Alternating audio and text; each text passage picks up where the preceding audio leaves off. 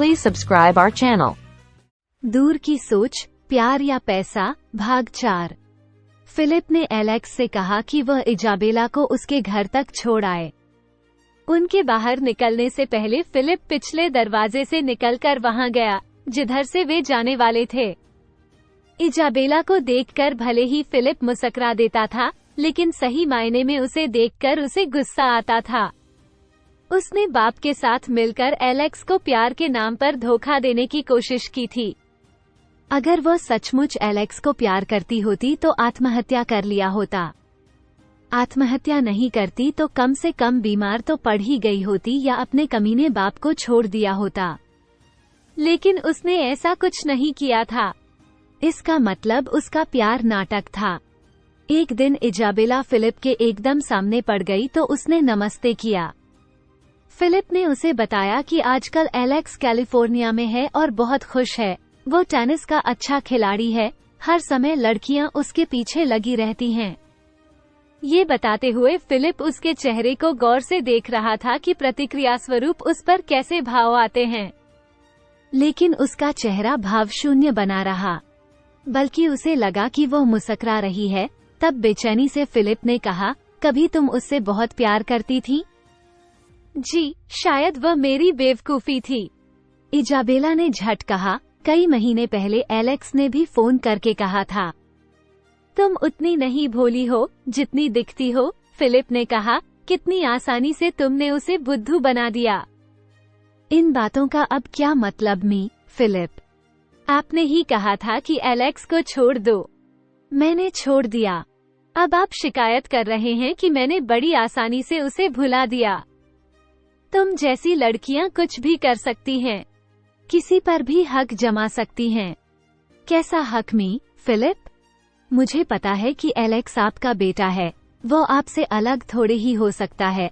उस समय वो भावुक हो रहा था, वरना मुझ में ऐसा क्या था जिसके लिए वो आपको और आपकी जायदाद को छोड़ देता। वो मुझसे सिविल मैरिज के लिए कह रहा था, पर मैंने मना कर दिया। फिलिप चौंका, फिर स्वयं को संभाल कर बोला, कर लेना चाहिए था सिविल मैरिज। तुम दोनों बालिग तो हो ही चुके हो। वो मुझसे कह रहा था कि मैं उसके साथ कैलिफोर्निया चलूं, लेकिन मैंने मना कर दिया था। मुझे पता था कि वो बाद में पछताता, क्योंकि उसकी शक्ल सूरत, आदत और मिजाज सब कुछ आप जैसे हैं।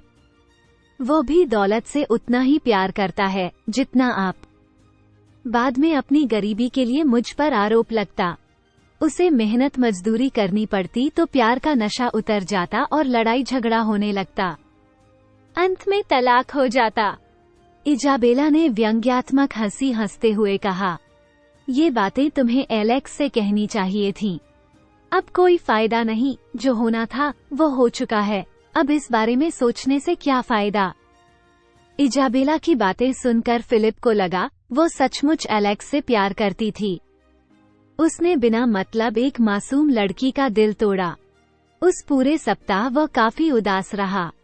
एक दिन उसने रोजा से कहा, काश इजाबेला किसी और की बेटी होती तो एलेक्स से उसकी शादी हो गई होती। किसी और की नहीं, किसी करोड़पति की बेटी का हो, तब तुम्हारा मकसद पूरा हो जाता, रोजा ने कहा। अगले ही दिन एलेक्स आ गया। उसका रवैया एकदम नॉर्मल था। वो खुश भी नजर आ रहा था। इससे फिलिप को तसल्ली हुई। उसने स्पोर्ट कार खरीद ली थी। वो रोज टेनिस खेलने जाता था। उसके आने के बाद फिलिप ने एक दिन डिनर रखा। उसमें इजाबेला को खासतौर से बुलाया। फिलिप एलेक्स के साथ दरवाजे पर खड़े होकर आने वाले मेहमानों का स्वागत कर रहा था। इजाबेला आई तो बहुत ही खूबसूरत और ग्रेसफुल लग रही थी। उसके आते समय फिलिप की नजरें एलेक्स पर ही जमी थीं। एलेक्स ने उस पर खास ध्यान नहीं दिया था। सबकी ही तरह हाथ मिलाकर हालचाल पूछ लिया था। उसी तरह फिलिप ने भी हालचाल पूछा था। इजाबेला रोजा से बड़े प्यार से बातें कर रही थी। फिलिप सबसे मिलजुल रहा था, लेकिन उसकी नजरें एलेक्स पर ही टिकी थीं। उसने देखा, दोनों एक दूसरे के प्रति लापरवाह नजर आ रहे थे, जैसे उनका एक दूसरे से कोई ताल्लुक ही नहीं था। उसने इत्मीनान की सांस ली कि उसकी दूर की सोच ने उसे बुरे अंजाम से बचा लिया। इस तरह इजाबेला को पार्टी में बुलाने का उसका मकसद पूरा हो गया। पार्टी खत्म हुई तो इजाबेला ने जाने की इजाजत मांगी। फिलिप ने एलेक्स से कहा कि वह इजाबेला को उसके घर तक छोड़ आए। उनके बाहर निकलने से पहले फिलिप पिछले दरवाजे से निकलकर वहां गया जिधर से वे जाने वाले थे। वह एक झाड़ी के पीछे छिपकर खड़ा हो गया। बाहर आते ही एलेक्स बेताबी से इजाबेला को बाहों में भरकर प्यार करने लगा। इजाबेला ने उसके सीने से लगकर रोते हुए कहा, एलेक्स, अब मैं और इंतजार नहीं कर सकती।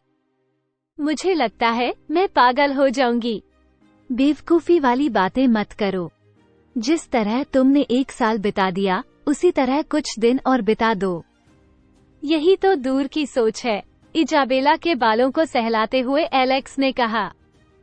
लेकिन इस बात का क्या भरोसा कि अब हमें ज्यादा दिन इंतजार नहीं करना पड़ेगा, क्योंकि अब मैं ज्यादा दिनों तक यह नाटक नहीं कर सकती। बस कुछ दिनों की ही बात है, मैं खुद जाकर डॉक्टर से मिला था। उसने बताया है कि डैडी का दिल काफी कमजोर होने के साथ बहुत ज्यादा बढ़ चुका है, इसलिए वो ज्यादा दिनों तक जिंदा रहने वाले नहीं हैं। बस कुछ हफ्ते या 2-4 महीने के मेहमान हैं। उसके बाद हमारे इंतजार की घड़ियां और दुख के दिन खत्म हो जाएंगे।